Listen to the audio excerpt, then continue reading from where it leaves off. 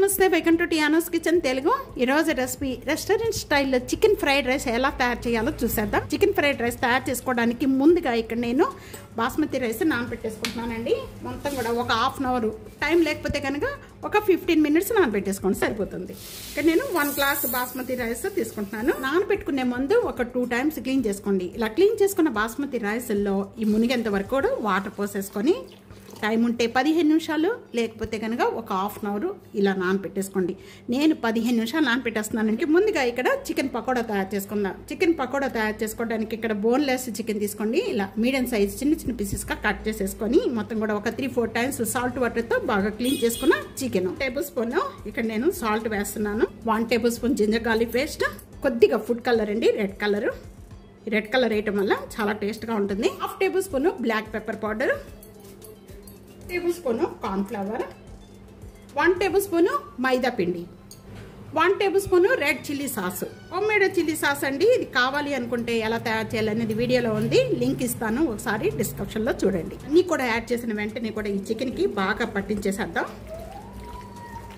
ఈ విధంగా పట్టించేసిన వెంటనే కూడా ఇప్పుడు ముందు ఇవన్నీ కూడా వేయించేసుకుందామండి. పట్టించేసిన వెంటనే కూడా ఇప్పుడు డీప్ ఫ్రై కావాల్సినంత ఆయిల్ తీసుకోండి. ఆయిల్ అంతా కూడా బాగా కాయిపోయింది. కాయిపోయిన వెంటనే ఈ చికెన్ అంతా కూడా ఒక్కొక్కటి కొద్దిగా వెడవెడంగా వేసేసుకోండి. చికెన్ ఈ కలర్ వచ్చేంత వరకు కూడా వేగితే చాలండి. ఇలా వేగిపోయిన వాటిని మొత్తం కూడా మనం తీసేసుకొని ఒక స్టెయినర్లో వేసేసుకోండి. ఈ విధంగా ఇప్పుడు రైస్ కుక్ చేసుకుందాం. 1/2 టేబుల్ స్పూన్ సాల్ట్ వేస్తున్నాను. 1/2 టేబుల్ స్పూన్ ఇక్కడ ఆయిల్ కూడా వేసేసుకోండి. దీంట్లో ఆయిల్ కూడా వేసేసుకుంటే మనకి రైస్ కుక్ అయిన తర్వాత పొడి పొడిగా వస్తుంది ఆయిల్ వేసుకోవడం వల్ల. సో నానిపోయిన రైస్ని బాగా క్లీన్ చేసుకోవాలి.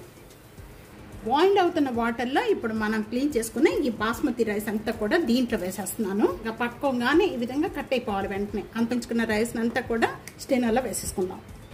పట్టుకోసేసుకొని ఆరపెట్టేసుకోండి. బాగా ఇలా ఆరపెట్టుకోవడం వల్ల రైస్ అనేది పొడి పొడిగా ఉంటుంది. చికెన్ ఫ్రైడ్ రైస్ తయారు చేసుకోవడానికి ఇక్కడ మందపాటి ప్యాన్ తీసుకోండి. ఈ ప్యాన్లో ఒక 2 టేబుల్ స్పూన్ ఆయిల్ వేస్తున్నాను.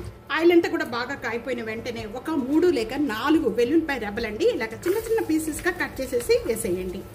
అలాగే దీంతో పాటు ఒక ఆనియన్, మీడియం సైజు ఆనియన్ ఇలా లాంగ్గా పీసెస్ కట్ చేసేసుకొని వేసేసుకోండి.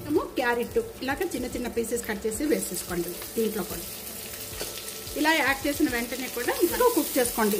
ఎక్కువగా కుక్ చేసుకోవద్దు. 1 టేబుల్ స్పూన్ సాల్ట్ వేసేసేయండి. వెజిటేబుల్స్ బాగా వేగన అవసరం లేదండి. వెజిటేబుల్స్ అన్ని కూడా లైట్గా వేగాలి. క్యారెట్ బాగా బిగ్ సైజ్ కట్ చేశానండి. చిన్న చిన్నగా కట్ చేసుకోండి, చాలా బాగుంటుంది, తొందరగా వేగిపోతాయి. 1 tablespoon black pepper powder, 1 tablespoon Ajinomoto. ఇవన్నీ యాడ్ చేసేటప్పుడు లో ఫ్లేమ్లో పెట్టేసుకోండి. ఇవన్నీ కూడా లో ఫ్లేమ్లో పెట్టేసేసుకొని ఇవన్నీ కూడా యాడ్ చేసుకోవాలి. అజోనోమోటో యాడ్ చేసిన వెంటనే కూడా మనం కుక్ చేసుకున్న రైస్ అంతా కూడా ఇప్పుడు వేసేస్తున్నాం. Sauce 1 tablespoon, 1 tablespoon red chilli sauce, 1 tablespoon green chilli sauce. ఇవన్నీ కూడా యాడ్ చేసిన వెంటనే కూడా ఇదంతా ఒకసారి బాగా కలిపేసుకుందాము. ఈ చికెన్ పకోడా కూడా ఇవన్నీ కూడా దీంతో పాటు వేసేసుకోవాలి. ఇప్పుడు ఈ రైస్ వేసిన వెంటనే కూడా ఇవన్నీ వేసేసుకోండి. ఎగ్ ఇష్టం ఉన్న వాళ్ళు ఎగ్ కూడా వేసుకోవచ్చు. నేను కూడా ఇప్పుడు హై ఫ్లేమ్లో పెట్టేసుకొని ఇవన్నీ కూడా ఈ విధంగా కలుపుకోవాలి. ఇక స్ప్రింగ్ ఆనియన్స్ ఉంటే స్ప్రింగ్ ఆనియన్స్ వేసుకోండి, చాలా టేస్ట్గా ఉంటుంది. 1 స్పూన్ సోయా సాస్ వేస్తున్నాను. రెడ్ ఫుడ్ కలర్ కొద్దిగా వేస్తున్నాను. ఇదంతా కూడా వేసిన వెంటనే ఇప్పుడు ఈ విధంగా కలిపేసుకుందాం. ఇట్లా తీసేసుకుందాం.